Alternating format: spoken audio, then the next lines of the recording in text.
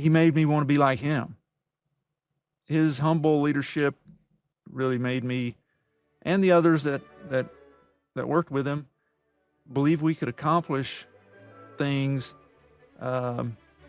really on our own, and we could look at things and say, oh, we did that. And as I think about it, it reminds me of, I don't know if you've ever read the Tao Te Ching, Lao Tzu's work, but anyway, in that, he said that a leader is best when people barely know he exists. When his work is done, his aim is fulfilled, they will say, we did it ourselves. I think that's the acme of leadership.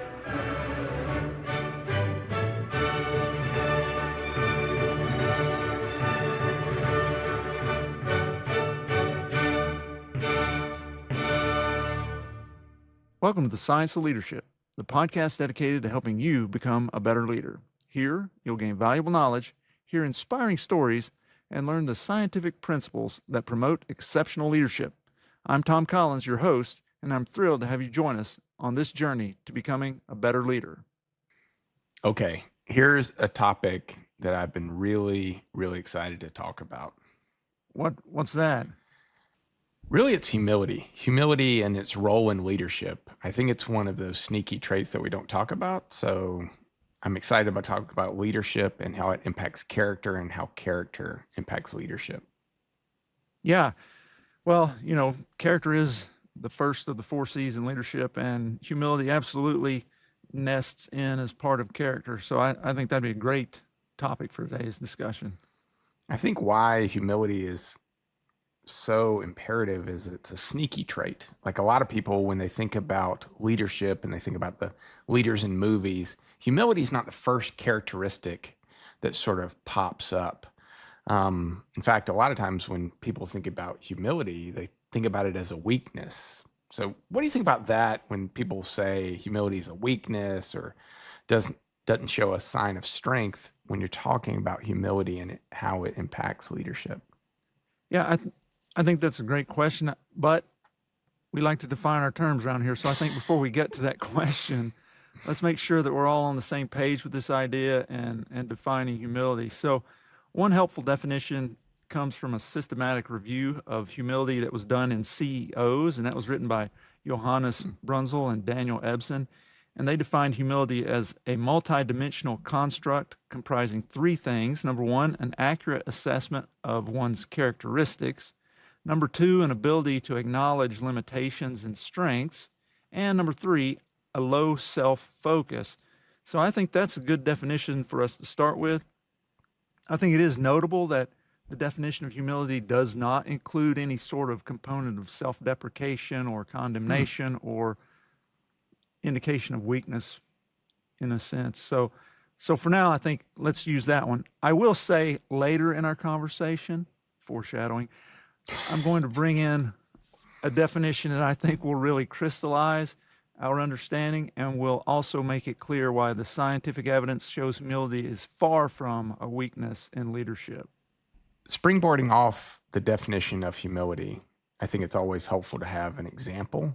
Do you have anybody in your own life who sort of demonstrates to you a great definition of humility? Yes. So the person who comes to mind is Dr. Jim Lewis. I met him when the first semester of medical school, and I met him. Actually, I first met his wife and then met him because she taught the Sunday school class that I went to at the church there in Memphis, Tennessee, where I did medical school and residency. And so I met him, and he allowed me to come on rounds on the weekend sometimes when he was the attending physician. And so that started a mentoring relationship, and now both of them are sort of surrogate parents for us and have been for a long time. And so Jim really exemplifies humility to me. He is an exceptional exceptional clinician. When I have a clinical question about my own health or the health of an adult, because he's an internal medicine physician, an adult person, and I need somebody who can give me a thoughtful, balanced, scientifically grounded answer, I turn to him. I pride myself on physical exam skills as a physician, and almost all of that I can attribute in some form or fashion to him. So, yeah, and he was never boisterous or taking limelight or anything like that. But everybody knew Jim Lewis knows his stuff. He's really good, and he was quiet. He was encouraging. He's just absolutely the example of humility for me. So, for the effects on you, though, I mean, you talked a little bit about sort of the characteristics of humility, but how did it really affect you and affect his leadership style to have that sort of strong trait of humility? I saw him as being a great clinician, an exceptional physician, and he made me feel like I could be great. He made me feel valued and appreciated. I might have a stupid, question or totally fumble with an exam or a history or whatever it may be, but he always made me feel valued and appreciated. He took time to teach me and train me, and he made me want to be like him. His humble leadership really made me and the others that worked with him believe we could accomplish things really on our own, and we could look at things and say, oh, we did that. And as I think about it, it reminds me of, I don't know if you've ever read the Tao Te Ching, Lao Tzu's work, but anyway, in that, he said that a leader is best when people barely know he exists. When his work is done, his aim is fulfilled, they will say, we did it ourselves. I think that's the acme of leadership. And it's absolutely humble leadership, and it was absolutely the thing that I saw in Jim Lewis and still see to this day. So I would say my answer, final answer, Dr. James Lewis. And just an interesting factoid for those at home, he actually is the physician who pronounced Elvis Presley dead.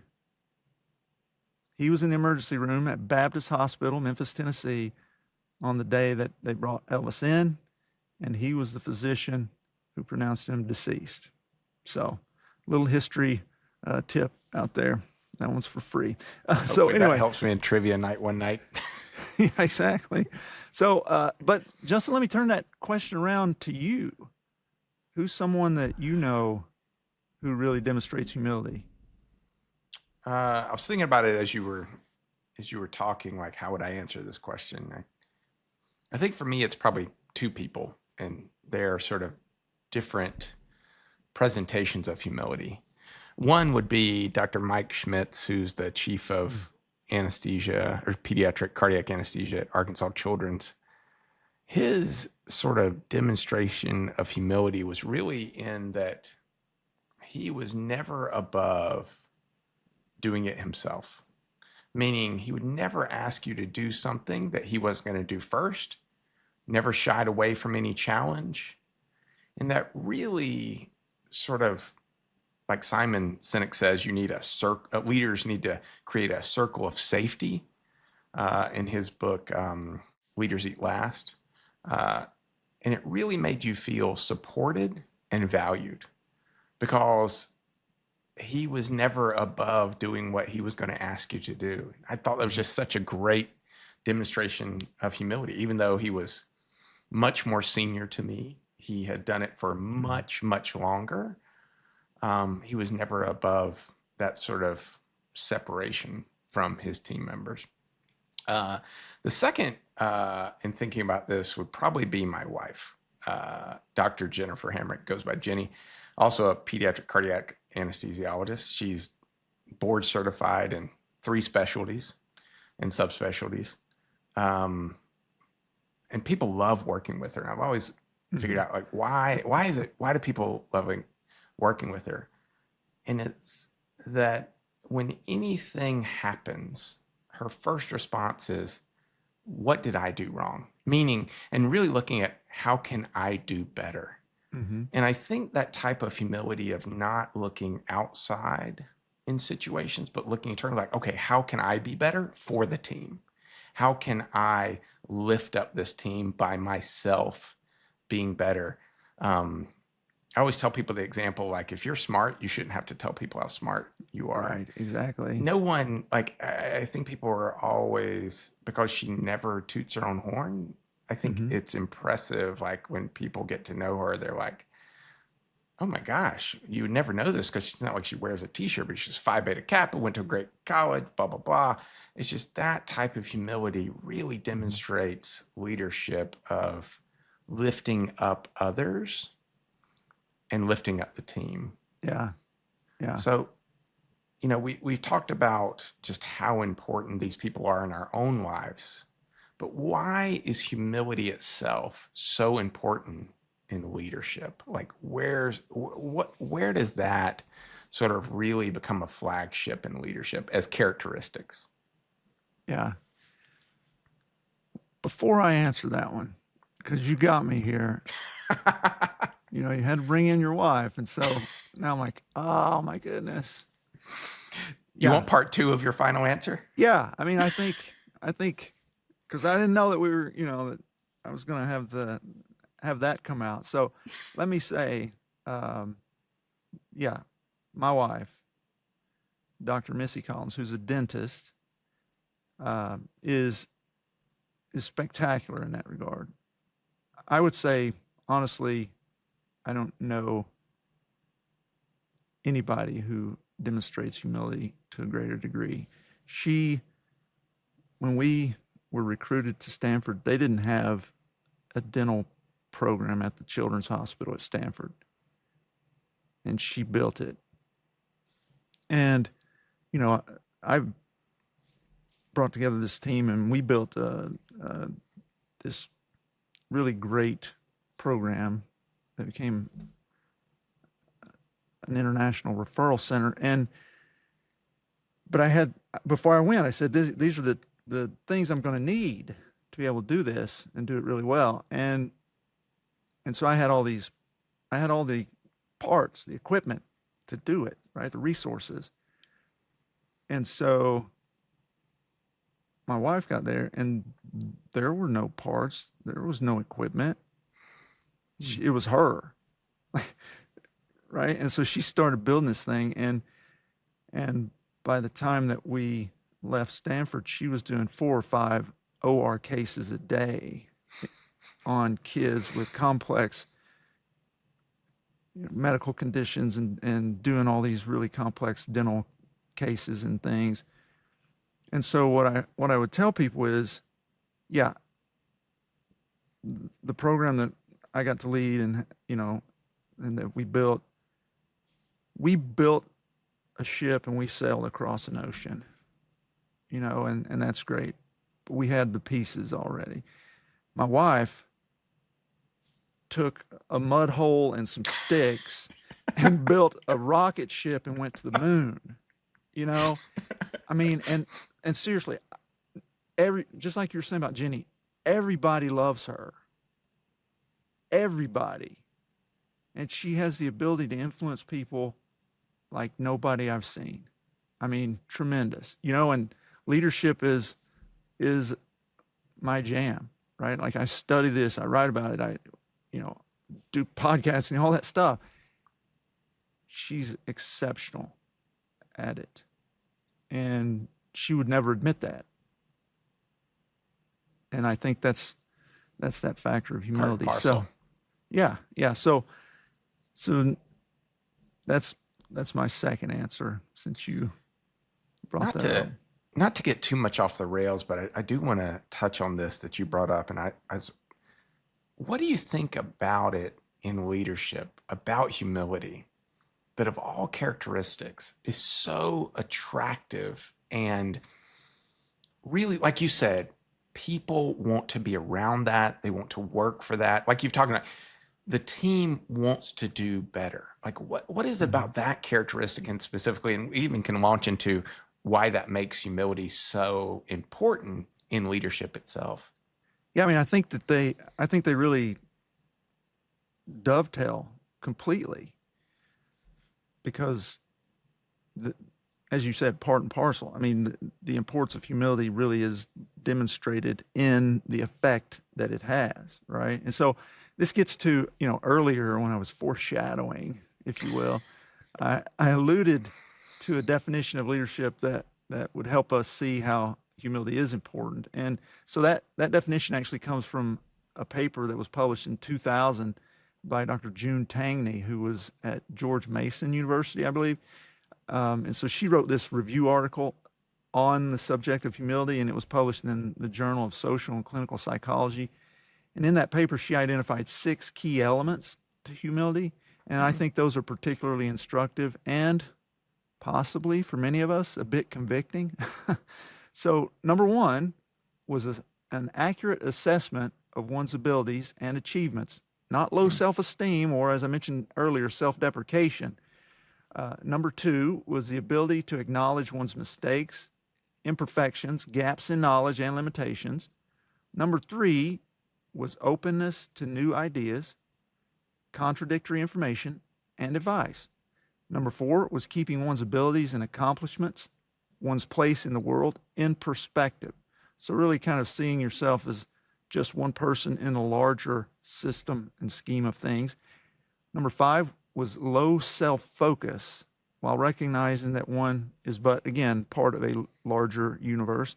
And then the final one was appreciation of the value of all things and the many different ways that people and things contribute to our world and what we're trying to do in it.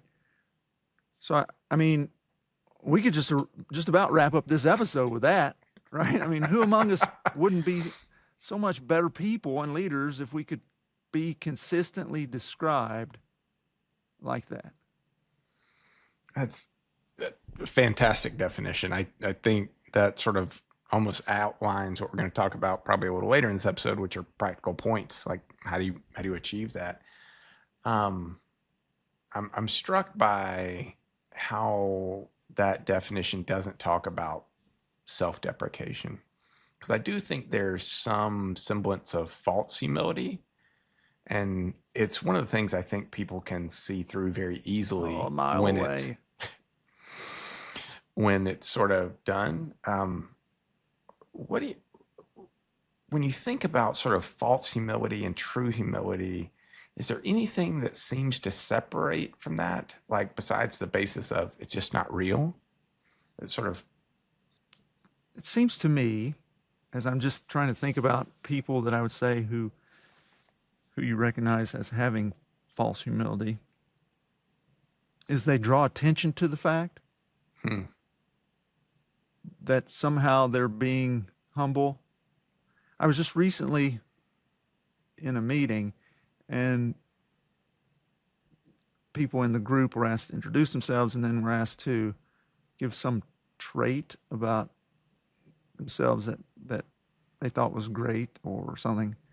I don't remember the exact question, and one person actually said, it was like a joke. It was like you were reading it off of Far Side or something. It was like, I'm a really humble person. Hmm. That seems somewhat contradictory I'm to super me. humble. I'm the most humble Yeah, person I know. I'm the most humble person I've ever met. And so I think that false humility, a part of it is that it comes with flags and lights and noise and all this other stuff, and probably is why we can see it a mile away, right? Because it comes with a parade, and real And real humility doesn't. Hmm. It just I'm happens. I'm thinking about like sports teams. I think that's one of the things I always sort of think about Yeah. leaders and teams. One is like when people, reporters and stuff talk about he's a real leader in the clubhouse. It's a real leader on the team. It's almost never the person who's like on the field saying, "Hey, look at me. Hey, look." Right. And in fact, a lot of times they're in a position or somewhere on the team where it's not like the Rudy. premier. Yeah, it's not like they're a real leader on the team. And I think that goes back to like they're doing their job and you might not even know that they were there. Not saying they couldn't be the quarterback or the star pitcher, Mhm. but that they really command this humility. And there's a difference between somebody getting interviewed and like, hey, what do you think about that receiver dropping the ball and the quarterback saying, well, it's a tough team. We all make mistakes versus like somebody saying, well, I could have probably thrown it better to him. It's a great guy. He made a great cut. I just probably should have put the ball where he could catch it. And it's easy to see, even in an interview, who has that sort of false sense of humility and really who is demonstrating to be a leader of that team. Yeah. Yeah. And again, just with sports as the analogy or the laboratory, if we want to think of it that way, where this is playing out. Absolutely. You look at those people that are the most flamboyant, most worried about getting attention, they're not really the glue. They may score the most points, have the best stats in some way or other, but rarely are they really the glue of the team. Um, And in all these generals that you've interviewed for your book, I'm sure that this has come up quite a bit of humility in the military circumstance. How do you think that sort of showed itself in their lives and what they were talking about in leadership? How did humility really crop up? How did they demonstrate that to their teams, platoons, whatever their command was? How do you see that sort of play out in yeah. real life? Well, the first thing is most of them would say they're no special person. They're no better than anyone else. I can think of General Stanley McChrystal, who will be on the show sometime in the not too distant future, and he absolutely would argue that he was just somebody who was in a system that helped him to become the leader that he became and become a four-star general and so forth. He was absolutely he made that point very strongly when we talked, and so that's one thing. The other thing is lead from the front. Don't be afraid. You sort of hit on it when you talk about Mike Schmitz. Is don't ask somebody to do something that you're not willing to do. Hmm. That's absolutely something that came up over and over. And then the thing that you also mentioned, which just so people know, Simon Sinek's book, Leaders Eat Last, that comes from the United States Marine Corps. So he didn't come up with that idea himself. And he does explain that in the book, but I just always like to make the correct attribution. And so that came up over and over and over, especially among the Marines that I interviewed. I don't think there was a single Marine who did not clearly state officers eat last. And so there were a number of ways that this came up, but that was the most prominent and recurrent. Hmm. It's almost like sometimes you can create a system that demonstrates the humility and those type of things. Not Right. only I think that character look, they're I don't know that we can say people are born with some certain degree of character. There may be people who are born without character, sociopaths and psychopaths, who have, who have legitimate Yeah. cognitive issues that prevent them from developing those traits. But multiple 4 stars in the interviews told me that character is something that you can learn by observing others who demonstrate it, and then enacting it, doing those things until they become a part of your makeup. So I think that humility is probably, well, I don't think probably, I think humility is the same thing.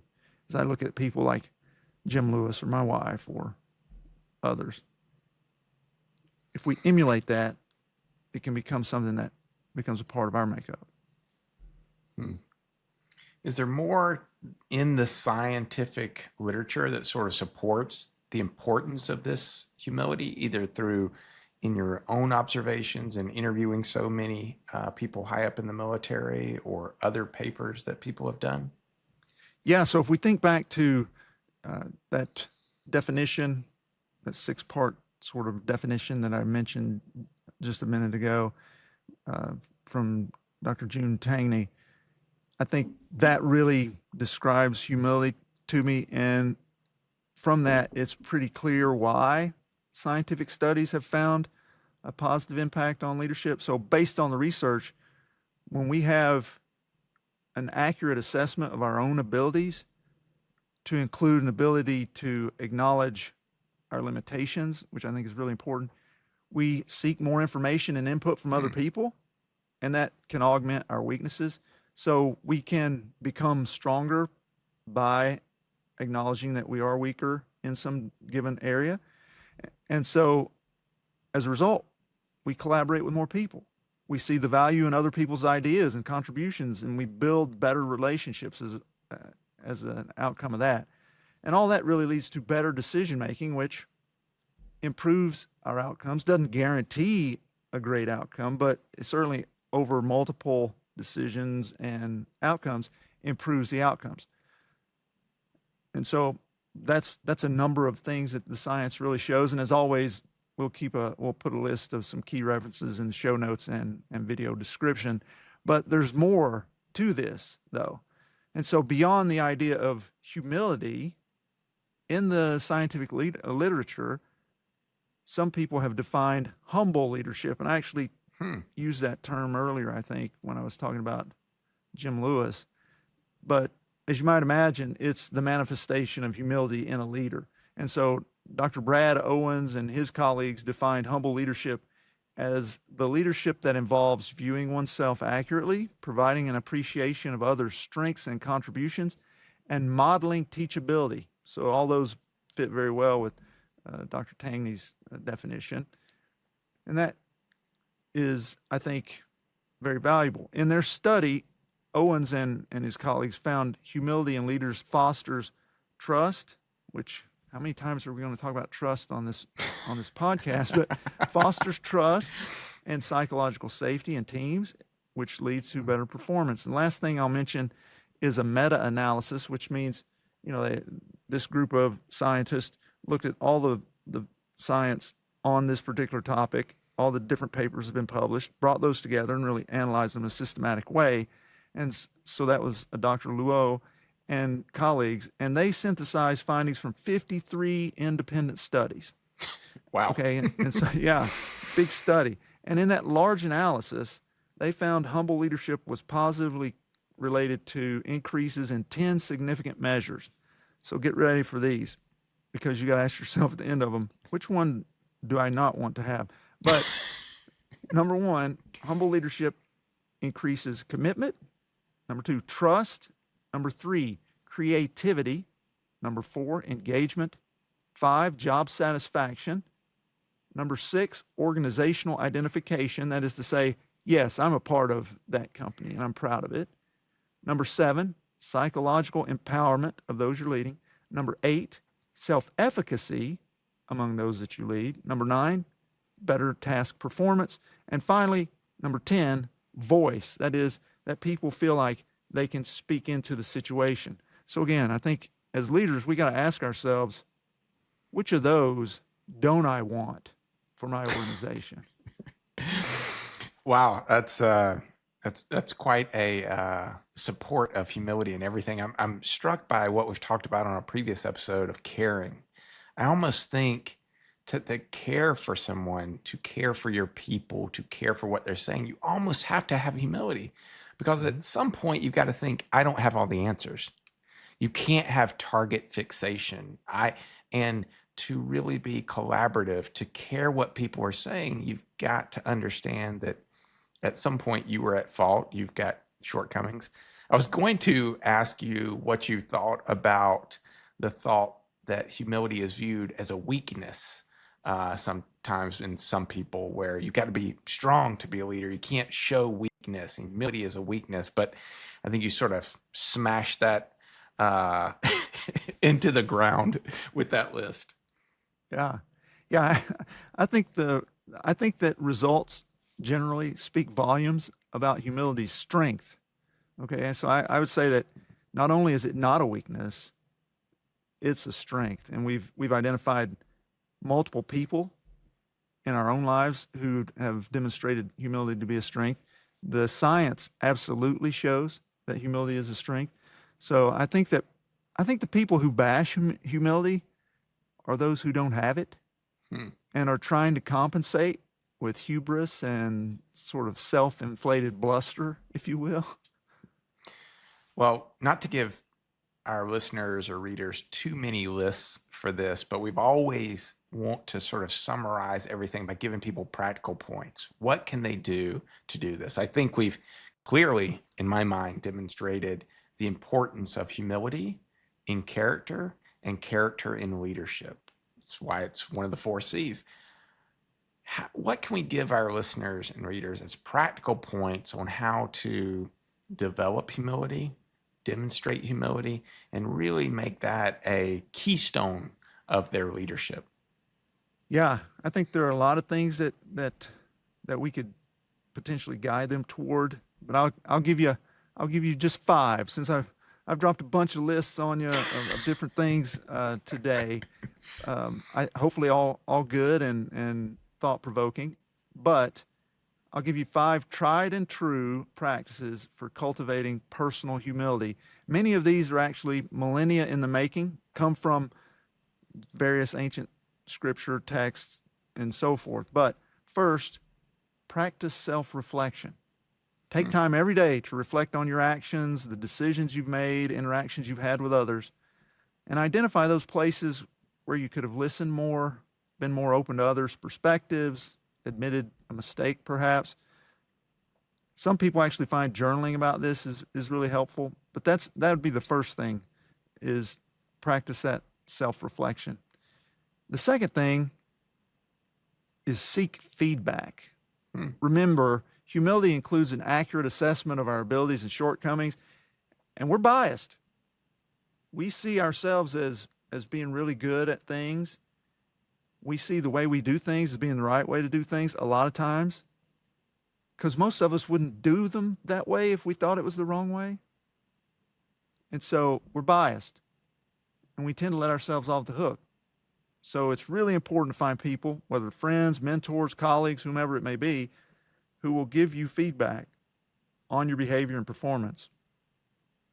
An imperative part of this is to actually be receptive and open to the feedback.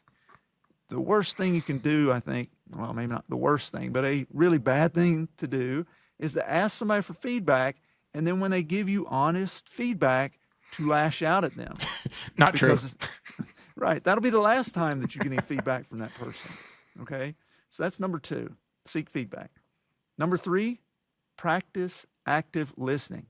Make a conscious effort to listen without interrupting or thinking about what you're going to be saying next. What kind of witty response or thing that will make you look good are you going to say next? Don't do that. Practice active listening. When you are actively listening, you're actively demonstrating the other person is important to you and is worthy of respect. So that goes a long way. It helps you to see yourself in a better context relative to the other person. The fourth thing, this is a hard one for a lot of folks, admit your mistakes. When you screw up, admit it as soon as possible and take responsibility for it. When your mistake has a negative impact on somebody, offer a sincere apology and don't rationalize it or minimize your mistake or, hey, I didn't sleep enough last night. I haven't eaten enough beans, or whatever your excuse is, right? Just admit it in a real way, sincerely. And the final thing is practice gratitude. Turns out that regularly reflecting on those things you're thankful for, people, opportunities, experiences, a whole host of things, when we do that, we shift our focus away from what we think we deserve toward an attitude of appreciation. And when we have that sort of attitude, then we tend to be more humble. So those are the 5 things. I love that list. It's not too many. It's a great list. Humility is clearly something that is important in the character that is essential for leadership. Obviously, I've sort of talked a little bit about how I think that humility is essential in caring. And the quote I got behind me, which is humility is not thinking less of yourself, but thinking of yourself less. And I think to care about someone, you can't have so much of your time thinking about how much and great you are that there's no room for anyone else. Sure. Besides caring, what other characteristic or quality of leadership or leaders do you think humility is really essential for, and that it sort of really dovetails into something besides, obviously, character? Well, Justin, you're actually hitting on something that's really important, and that is they're all interconnected. In the book, and in the work, I've tried to delineate these big buckets: character, competence, caring, communication, because you can work on facets of those and bring that all together. But they're all interconnected. If you screw one up royally, then you're going to have a hard time being a really good leader. That's just the nature of leadership. It's this network, and you take out one important component, and then what are you left with? It collapses. So you have to work on all these things, which can be daunting. And that's why I tried to form it into a system so that people could think about it more simplistically. Not simplistically, could think about it in a clearer, approachable manner. But the reality is they're all interdependent. And so let's talk about humility. Let's think about humility. We've already covered how humility is imperative for successful leadership. The data, we talked about that. Well, that is competence. That's actually being good at leading, right? Like, competence usually results in an outcome of some sort that's measurable. Oh, he's really good at X. How do you know that? Well, I can look at the product. And so it's not just character. It's not just competence. You've already hit on caring. If your ego is so big that it takes up all your time and thought that you can't think about other people, you're exactly right. You can't care about them in any meaningful way. So that's 3 out of the 4. Now let's talk about communication. Who wants to talk to somebody who's an arrogant blowhard? Who wants to listen to that person? Whatever they have to say is going to be saturated with talk about themselves. They're going to be focused on themselves the whole time. Nobody wants to hear that. Well, maybe some people want to hear that, but very few people want to hear that. And so there won't be any legitimate communication in the sense of receptivity, I mean, across the board, really, right? They're not, that person who's consumed with themselves and lacks humility is going to be talking about themselves. So they're not going to be communicating anything of value, really. And the person on the would-be receiving end isn't going to want to hear that, so they're not going to be paying attention. So there isn't going to be any true communication just from the standpoint of broadcasting, let alone two-way communication, because heavens knows that somebody of that nature isn't going to be listening to what the other person has to say. So communication totally falls apart as well. So in reality, it's all of them. And that's the thing about the nature of this kind of work is you go through it, and I have all these examples, these stories in the book from these 4-star generals and admirals of how different things played out in their careers. And you'll be reading something from the caring section of the book. And absolutely you see competence in that story. And absolutely you see character in that story. And absolutely you see communication in that story. And so a really difficult thing in the construction, as I was going through laying this thing out and building out the book, was where does this best fit? There were very few times that it was like, this only fits at this spot. Right? It only concerns caring. Right. So to your question, they're all interconnected. I mean, even when you were talking about the list, like being an active listener, you really have to care about what the person is saying, which really means you have to have a sense that they have something of value to give you. And with that, you've got to have some humility that you are lacking something. Because if you, like you said, if your ego's full and you're like, I got all the answers, I'm the leader of this team, I could do this by myself, I just need people to do these, then why would you ever want to receive information? You're never, if you don't have humility, going to be able to really communicate. In what we talked about in a previous episode, part of communication is not only delivering a clear message, but hearing and listening and active listening. And so much of that is built on humility. You're right. Like these things are, all of leadership is a house, and these are bricks. And you could say, well, that's a granite brick, that's a masonite brick, but they're all so interconnected that it's really difficult to separate them. Well, TC, I appreciate you on this. This is a topic I've really been excited about talking about because I do think it is so important and a lot of times overlooked for so many people, because I do think it's inappropriately viewed as a weakness, almost like you can't be humble and be strong. But as you've sort of talked about and the science points to, it's exactly the opposite. Yeah, hopefully we've dispelled and disabused folks of that sort of outlook. And so now that people will understand that, yes, humility is something not only not to fear, but something to be embraced and to be modeled and to be sought after. And we've given them some things to hopefully help them do that. Thank you for joining us on this episode of The Science of Leadership. We hope today's discussion has inspired you and given you valuable insights to help you become a better leader. Remember, leadership is about helping those we lead do great things. It's a journey of continual growth and learning. When we embrace that journey with curiosity, courage, and humility, we can confront challenges, overcome barriers, and foster environments where everyone can succeed. If you enjoyed today's episode, be sure to follow or subscribe, leave a comment, and share it with others who are passionate about leadership. Until next week, keep leading with character, competence, caring, and communication. This is Tom Collins. Let's keep growing.